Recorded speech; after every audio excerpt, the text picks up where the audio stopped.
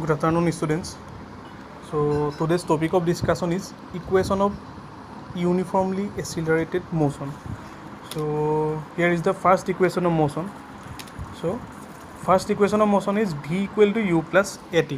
So now to derive the first equation, so let's consider a body having initial velocity u. Let a body has an initial velocity u. Suppose it's subjected to a uniform acceleration a, so that its velocity become v.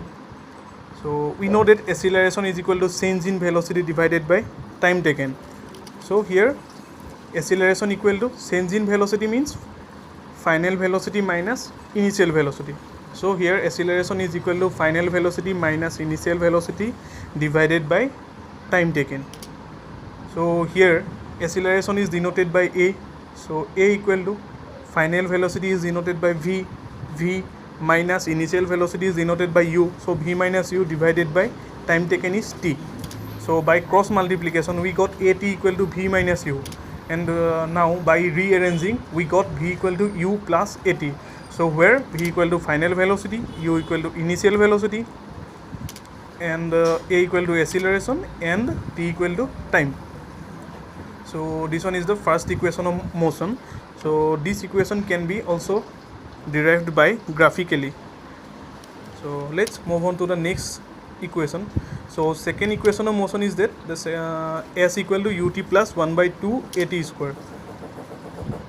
So here let a body has an initial velocity u and a uniform acceleration a for time t, so that its final velocity becomes v. So let the distance traveled by the body in this time be s. Let distance travel be s. So here distance s can be also called the displacement, and average velocity. So we know that average velocity is equal to initial velocity plus final velocity divided by 2. So here average velocity is equal to initial velocity is u plus final velocity is v divided by 2, u plus v by 2. So here s equal to u plus v by 2 into t. Next s equal to u plus in first equation we know that v equal to u plus at. So instead of v we can write u plus at. So u plus at by 2 into t means 2t is equal to u plus u 2u plus at by 2 into t. So here 2u by 2 means u into t ut plus at square by 2 means 1 by 2 at square. So which is called the second equation of motion. And now this one is homework for you. Derive the third equation of motion. So you have to derive the third equation of motion. So next there is a numerical problem. So a body starts to slide over a horizontal surface with an initial velocity of 0.5 meter per second square. Due to friction, its velocity decreases at the rate of 0.05 meter per second square. How much time it take for the body to stop? So here given initial velocity u equal to 0.5 meter per second, final velocity v equal to 0. Why final velocity is 0? Because a body starts slide over a horizontal surface. After sliding it stops, so final velocity will be 0. So acceleration a equal to 0.05 meter per second square. Time is not given, and we have to find out the time t. So we know that v equal to u plus at. So by putting the value of v equal to 0, u equal to 0.05 plus a equal to minus 0.05. So why minus 0.05? Because here velocity decreases. That means deceleration means retardation. So minus 0.05 into time. So by calculating we got 0.05 into t is equal to 0.5. So and that's why t equal to 0.5 divided by 0.05, and which is equal to 10 seconds. That means the body will take 10 seconds to stop. So next, one more homework for you. A car is traveling at 20 km/h speeds up to 60 km in 6 seconds. What is its acceleration? So here you have to find out the acceleration. And the next question is, a scooter moving at a speed of 10 meters per second is stopped by applying brakes, which produces a uniform acceleration of minus 0.5 meters per second square. So how much distance will be covered by the scooter before it stops? So in this question you have to find out the distance traveled by the scooter.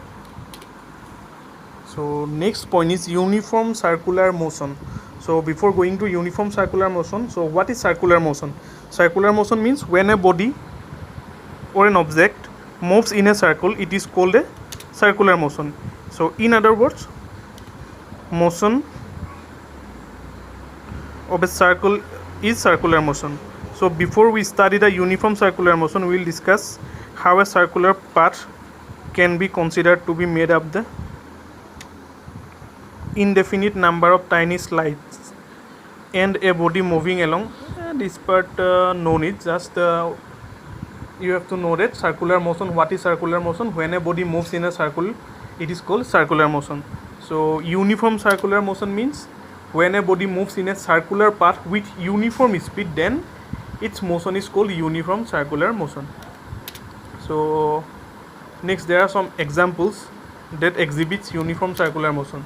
So first one is artificial satellites moves in a uniform circular motion. Next one is our moon moves in a circular motion. Our earth moves in a circular motion. The tip of a second hand of a watch exhibits uniform circular motion. Next, how we can calculate uniform speed of a body in uniform circular motion. So when a body takes one round of a circular path, then it travels a distance equal to its circumference. Then the speed of the body is equal to v equal to 2 pi r divided by t. So there is an numerical regarding uniform circular motion. So question is, a cyclist goes around a circular track once every 2 minutes. So if the radius of the circular track is 105 meters, calculate his speed. So here given radius equal to 105 meter, time t equal to 2 minutes. So you have to convert minute into second. So 2 into 60 is equal to 120 second. So we know that v equal to 2 pi r into t. So here 2 into value of pi equal to 22/7 into radius equal to 105 meter divided by time 120 second. And by calculating this, we got 5.5 meter per second. That means the speed of the cyclist is 5.5 meter per second. Thank you.